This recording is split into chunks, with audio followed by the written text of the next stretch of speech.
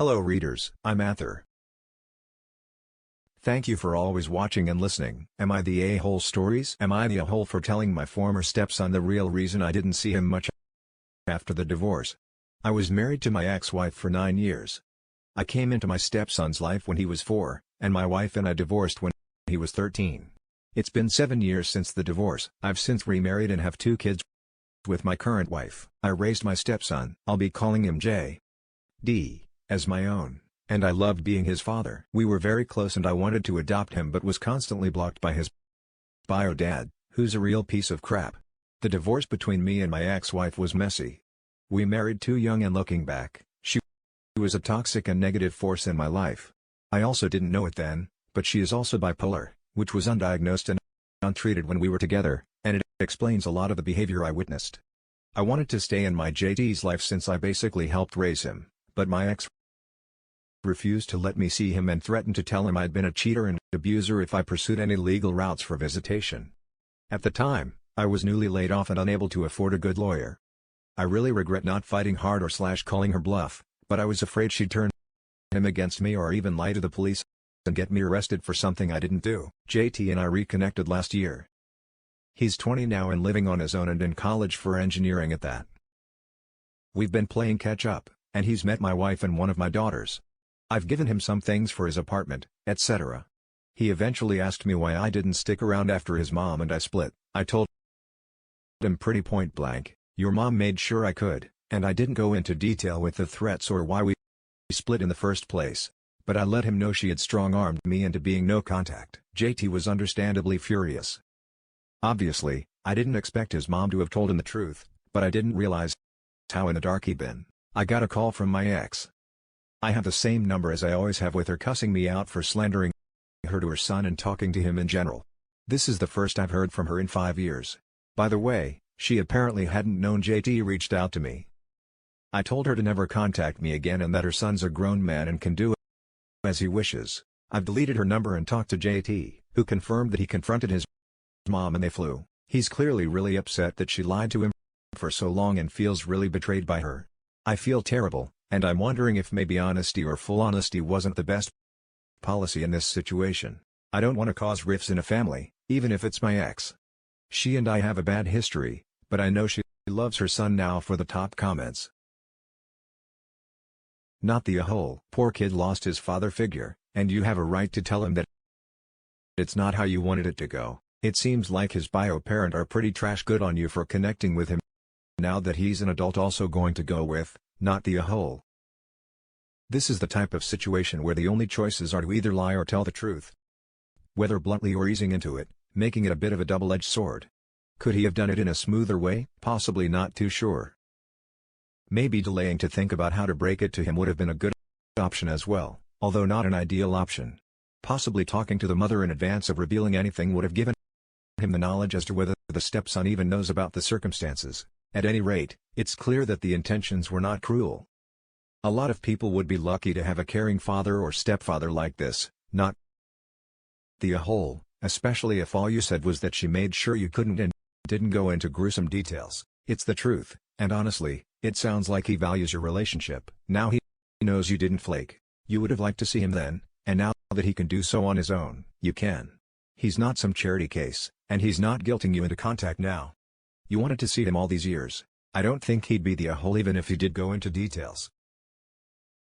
This kid was raised by a nightmare, and if he's being tricked into a relationship with her, then he deserves to know who she truly is, not the a-hole. You didn't talk to him about it as a child, but now that he's an adult, he has every right to know the truth. Rifts in a family happen. You weren't the cause of it. You just brought the truth to light. There's nothing wrong with that. I don't know if she's on medication now, but if she is, just explain. She was a different person back then, and he shouldn't judge her on the past. Judge her present. If she's a good mother to him, that's what counts between mother and son. Keep being there for him and keep it honest, just like you are. Your third paragraph is very kind. It's such a sweet thing to do, because truly does care deeply for his stepson and doesn't want him in pain. If this lessens the pain of the betrayal his mother put him through, it would be beautiful. Not the uh-oh. Now for the next story. Am I the a-hole for not forgiving my wife when she wanted me to pay for a nursery room with my son's vaude-debut money? I, 37 male, been with my wife for 2 years, and I have a 9-year-old son from my previous marriage with a congenital heart disease. He's in the last stage and is currently on wait list for a possible heart transplant. The problem is that he's sick most of the time. We had numerous visits to the hospital. He's currently on medication, but he's always struggling with doing activities and playing just like other kids. The cardiologist told me about a device called VOD that would help and improve my son's condition. I've looked into it, spoke to other parents of kids who have the same condition, and I decided to get my son this device, and I was told, the sooner the better, so that my son could participate in activities and feel comfortable while breathing and limit hospital visits. I've been saving up money for this device, and I was planning on making an appointment with the private clinic staff to have his operation done this month.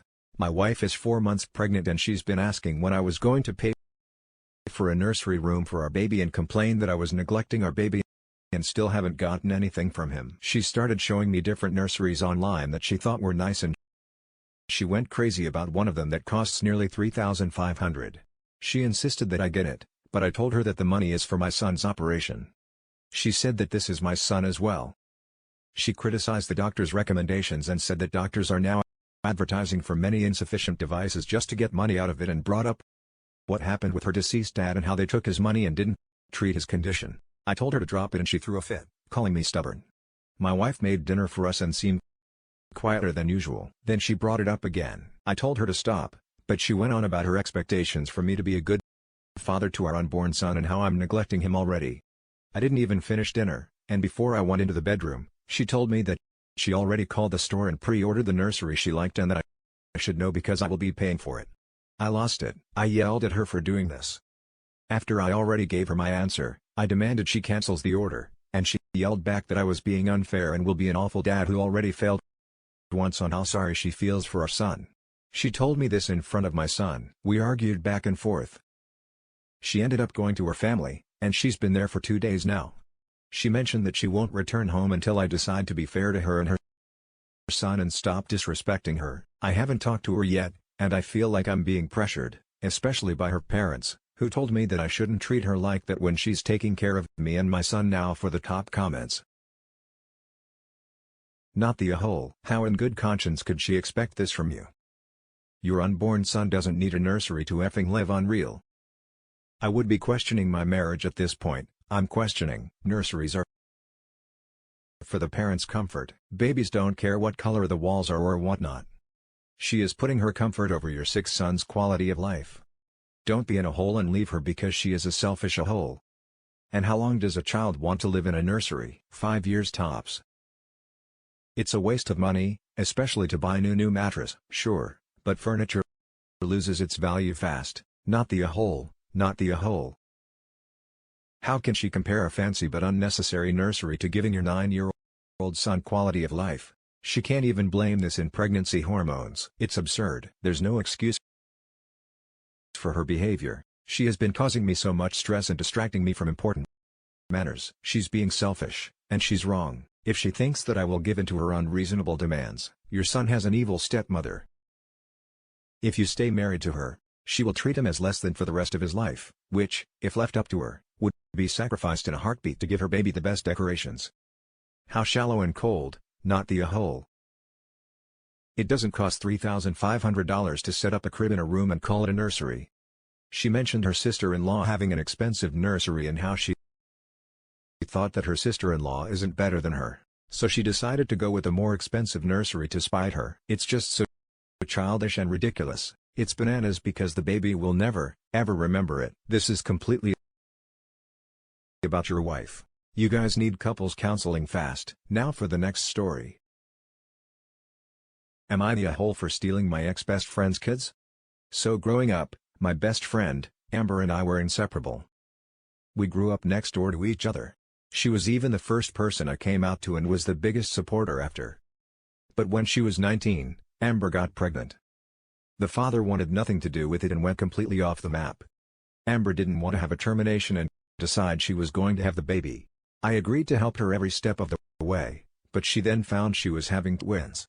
This resulting in her having to drop out of college once she gave birth.